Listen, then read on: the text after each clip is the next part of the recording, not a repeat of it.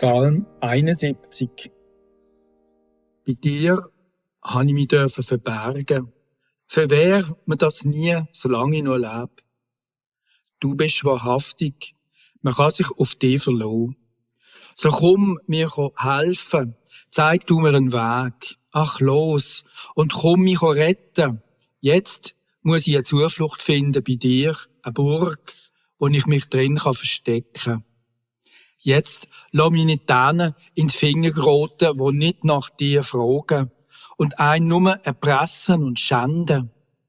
Du bist meine Hoffnung, du ganz allein. Von Jugend an habe ich vertraut auf dich. An dich habe ich mich gehalten, schon von Geburt an.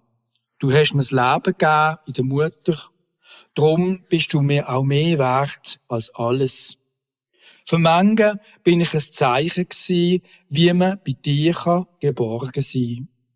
Drum han auch ich gesungen, Tag aus und Tag ein, und hat dich nicht genug rühmen. Und jetzt, im Alter, ach, rühr mich nicht fort, wie Abfall in Kübel. Verlass mich jetzt nicht, wo die Kräfte mich verlöhnt. Mein Gott, jetzt lass mich nicht stehen und nicht allein, sonst bin ich verloren. Jetzt musst du mich retten. Von dir erzähle ich, wie du dich bewährst an dem, der auf dich hofft, wie du ihn befreist, trotz geschlossener Türen, wie er sich nicht hat träumen. Dich will ich rühmen, solange ich kann, von dir und deiner Gerechtigkeit reden, wie du zu uns stehst mit herrlichen Taten. Du hast mir schon immer die Augen aufgetan. Drum sage ich es weiter, auch noch im Alter. Und wenn ich noch älter und scheiter bin, lass mir dann deine Nähe nicht fehlen, dass ich auch noch weiter von dir erzählen kann, vor Kind und Kindeskind.